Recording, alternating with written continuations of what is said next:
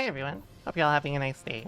Today I'm going to be talking about figures in history and who I think they would play in Strive. I'll give you a little history lesson in case you're not familiar with them, because a lot of the people are very well known, but it's a good excuse to give a little bit of history lesson. This is my expertise. If you're unfamiliar, I have been a historian for actually just almost 10 years now, so definitely something I'm very passionate about. So let's move over here. Now let's talk about these six. So, direct one.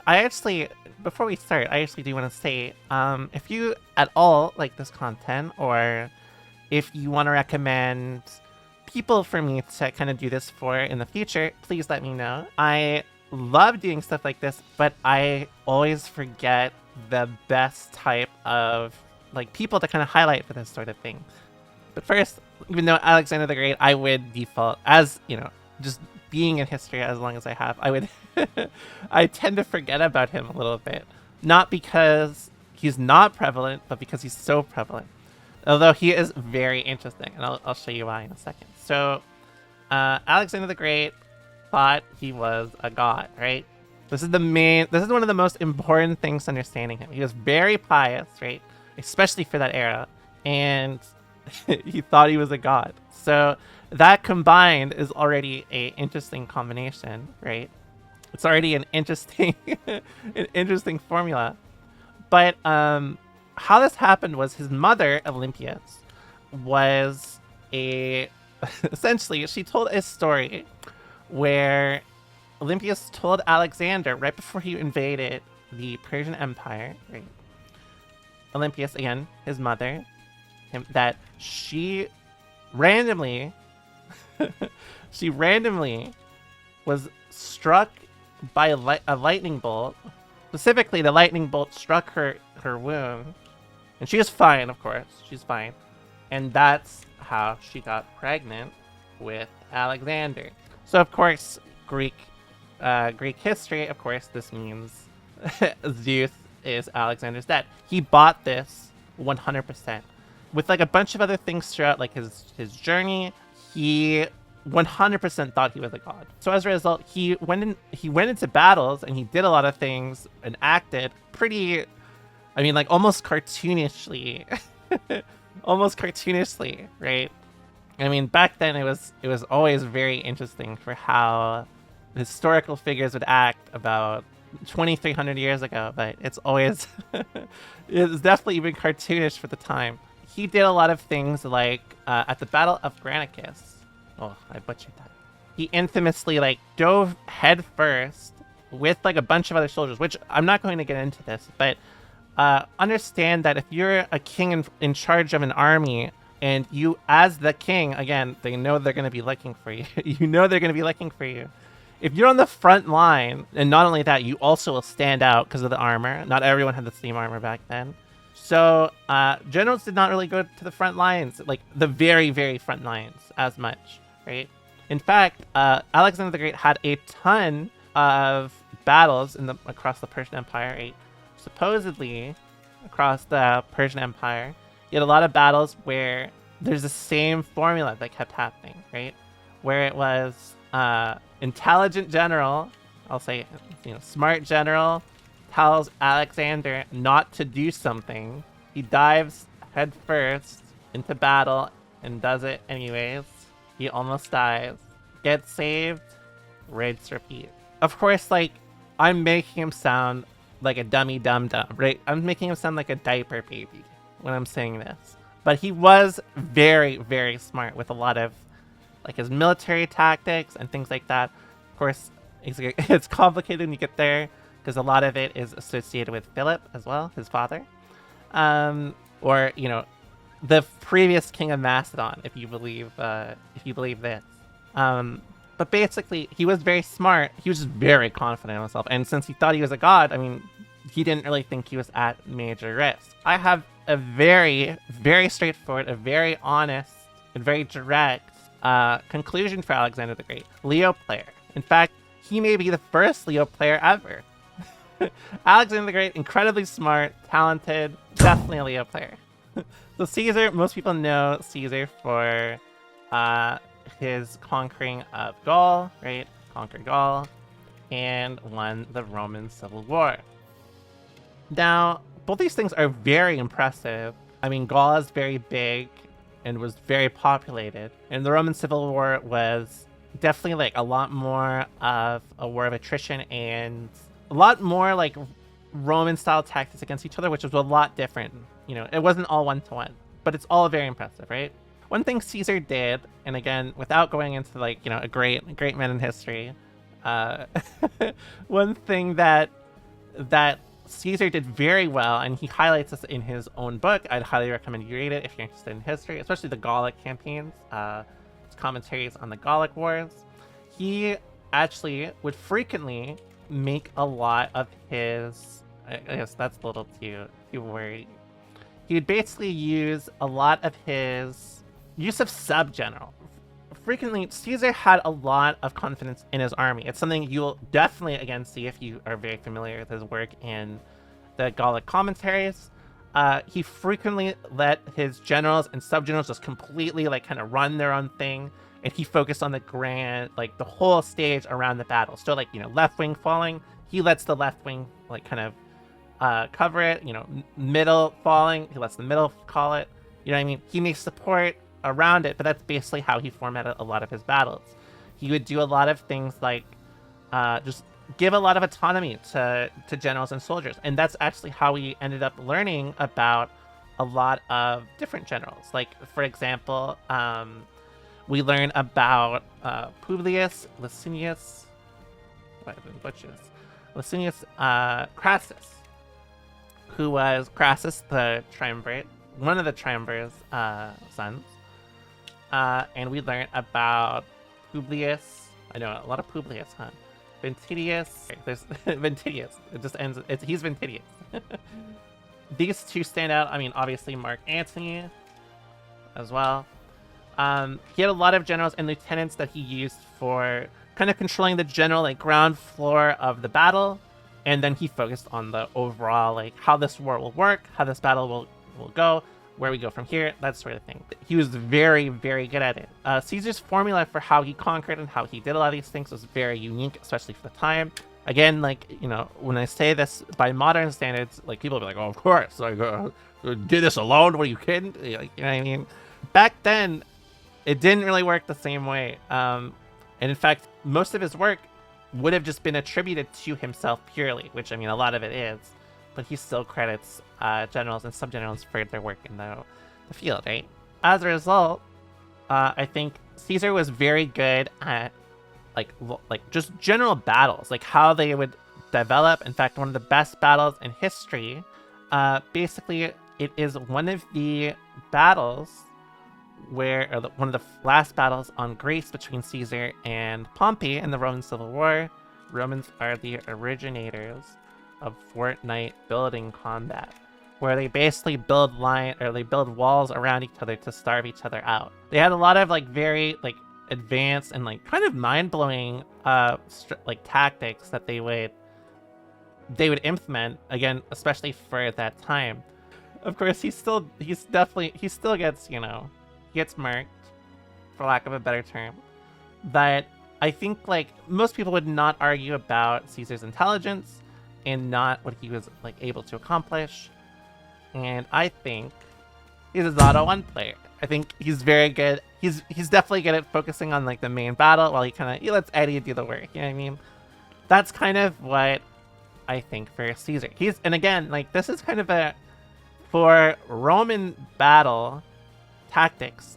We mostly know players in the scene like Caesar, Pompey. These are like real like geniuses when it comes to forming strategies and how they handled things. The Romans were not as advanced with battle tactics. Basically, a lot of Roman tactics were literally just march into land and win a battle. And then it was all like from the ground up. Everyone listened to the top. The top took care of everything, like every order for the soldier, whatever, right? At least they took credit for it. It's definitely a lot different than how Caesar would formulate it. So Caligula, the last two I focused a little more on battle. This one will be a little different. Caligula was the third Roman emperor after Tiberius. Tiberius was gross. Not a fan of Tiberius at all. In fact, even just bringing him up, I don't like it. Gross guy. Everyone hated him, basically. To kind of like, I guess how we would view this is Tiberius was crazy. Caligula saw all the craziness and didn't really like it. Caligula becomes emperor. This is the big part here, right? Caligula basically was a great emperor, right, as he started. He basically, like, a lot of the stuff Tiberius did, he didn't touch it, he avoided it. And I mean, Tiberius was fucking gross. I cannot emphasize this enough. In fact, I'm emphasizing it so much, but I'm telling you right now, do not look this motherfucker up if you've never heard of him. Caligula, though, was like he saw this, like, all like the gross shit, like all the injustice, and he was like, I don't want to be a part of that. And for a while he was, right? He was good. Exclamation mark, right? Good.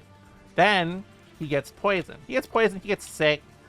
Whatever the case, he's basically near death, right? And he's out for a long time. And when he comes back, he goes crazy mode, right?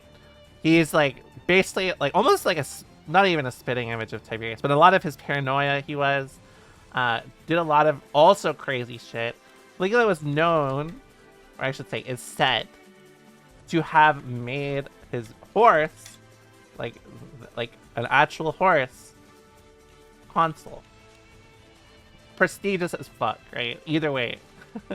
Consul at this point didn't mean as much, admittedly. Next one. Caligula is said to have declared war on Neptune.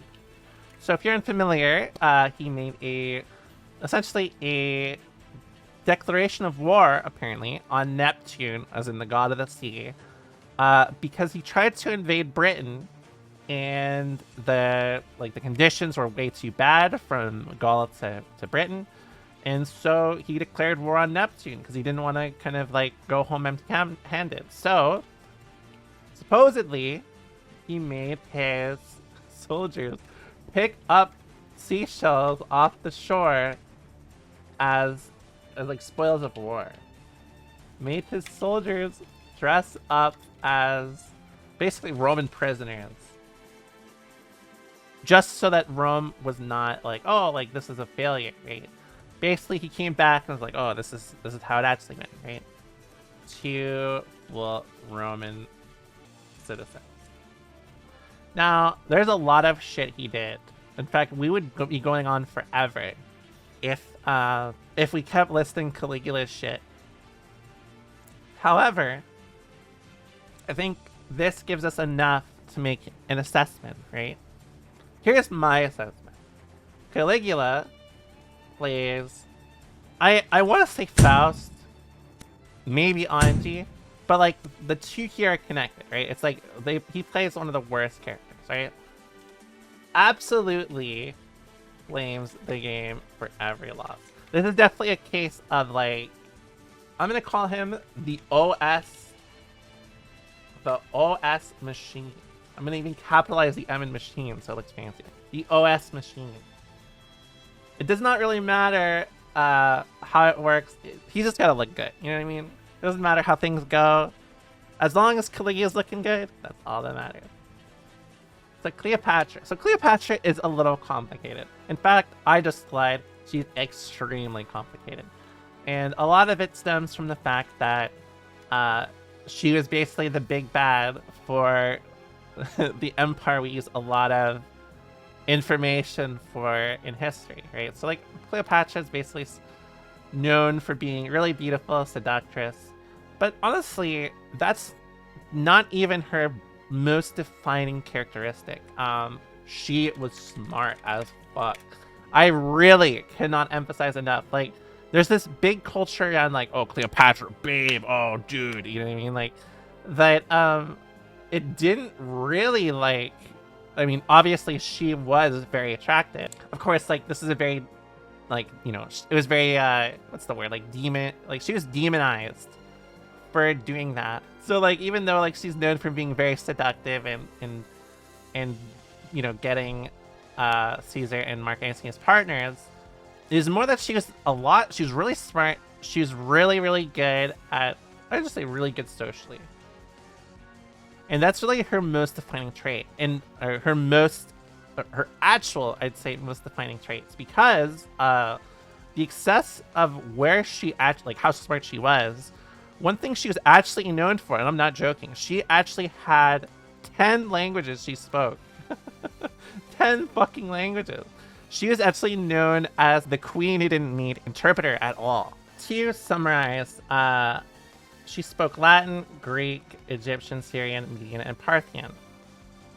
And honestly, like, very good political leader for a lot of how she actually tried to take care of Alexandria and Egypt. She was very different compared to a lot of the old Ptolemy dynasty. Even though, like, Cleopatra is very, like, demonized in modern Western culture, she was honestly one of the best leaders that Egypt had in a long time, just off the fact that she actually did shit. A lot of the Ptolemy dynasty that ruled Egypt was, they were partiers, so to speak. Cleopatra would play the whole cast. Just off of just the fact she's as smart, as many languages she's been able to learn. I think that combined with the fact that she's like really good at talker. Again, like her social skills, I think combined with her smarts, like her ability with languages, are probably the more defining characteristics of what makes Cleopatra so incredible as a figure in history. And it's really, I really cannot stress how watered down that perspective is. Like, I really cannot. Like, I even just saying this, I feel like I'm doing a disservice. But like, I'm gonna make this bold. Okay, she's good. She'd play the whole cast, I think. And not only would she play the whole cast, she'd be good at the whole cast. She'd be damn good. Genghis Khan is a little complicated. Temujin was his born name, which is a very cool name. I think it's such a cool name. So Genghis Khan, Mongols excelled at steppe warfare. So if you're unfamiliar, steppe warfare was basically built around horses, horse archers, right? And we brought this up. Actually, horse archers basically, if I could describe horse archers and the tactics they could implement in ancient times, I would describe them as meta.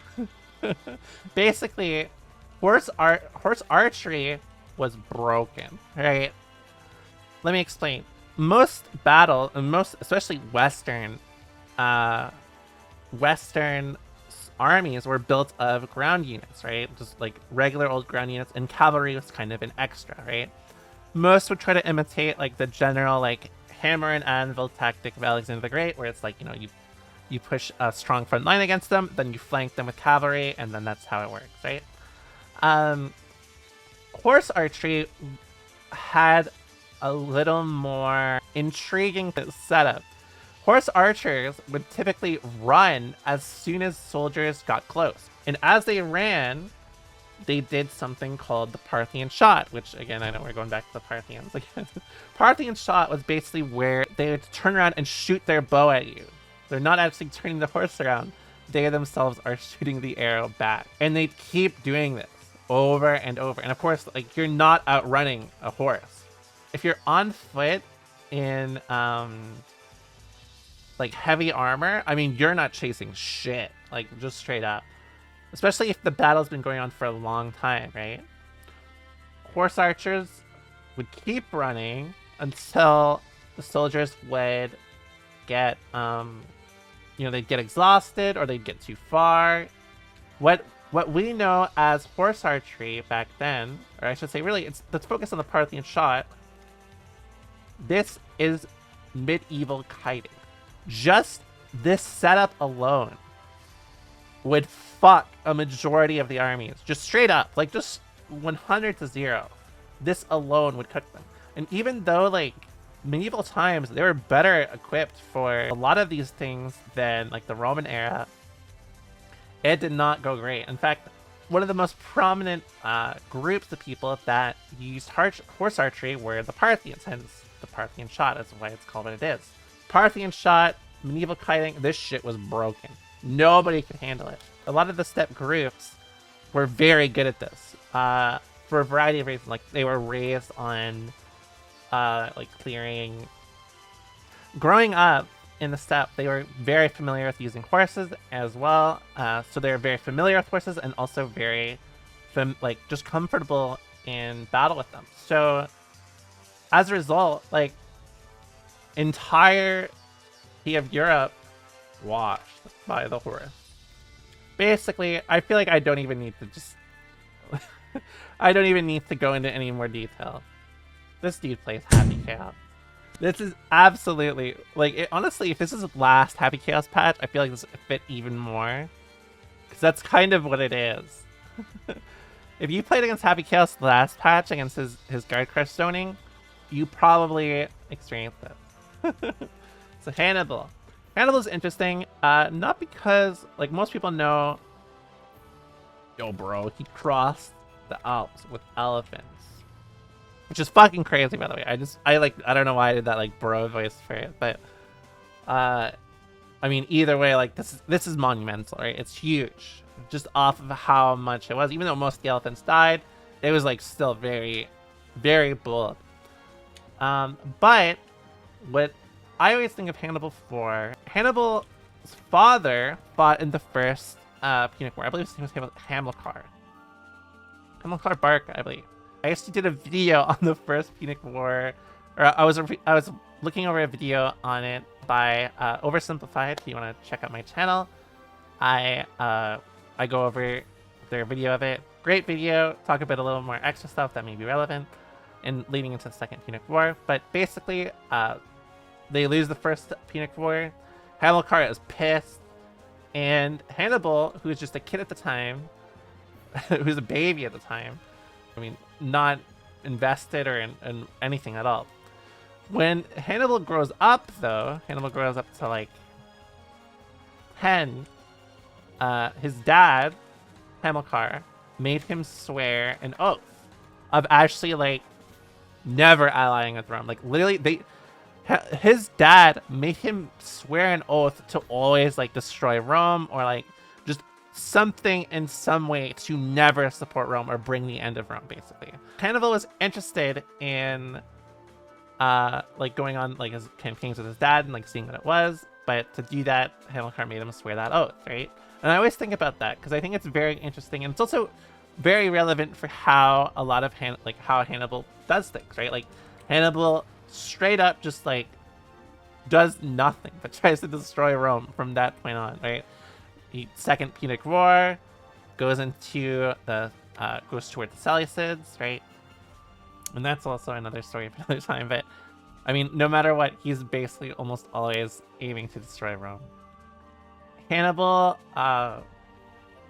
you know, as most people know, goes on Second Punic War. Questionable results. Destroys Rome. Rome is a little more complicated, how they would raise soldiers, and he basically played around them. So, to summarize the Second Punic War, goes on Second Punic War, he does a lot of really smart stuff. Right? But almost all of his tactics are built around older generals or things that, like, specifically he's built for Rome, or he views for Rome. He basically reviews Pyrrhus of Epirus, his notes, things like that. To really emphasize this, again, his whole plan was just to destroy Rome and kind of, like, give back Carthage's kind of their prestige and stuff, right? Anti-Roman to the core. I really cannot describe that enough. And I think as a result, even the character he plays would show that, right? If you gave the Roman identity, right? Like, you gave the Roman identity a character, they would probably play Nago. If they're right, it's a curb stomp, but if not, it could be really bad, which I think also describes a lot of Roman battles. So I think literally Hannibal would play literally whoever counters Nago. Whoever counters Rome. I really cannot do this enough justice on how to describe or how much Hannibal would have hated Rome. Like, both because of how it disgraced his family. Again, like, Hamilcar Barca was relevant in the First Punic War, which, again, they lost. Rome humiliated Carthage in the peace treaty for it. Specifically, they took random land just for funsies, basically. And in general, it led to a gigantic damaging of Carthage society, but also, again, just their prestige. And so as a result, like, Hannibal really was built on just, like, trying to get this Carthaginian identity more empowered again. But I mean, a lot of it was also he swore a fucking oath to destroy Rome. So, you know, it was different back then. So that's my list. I hope this was entertaining for you guys. I hope this was educational.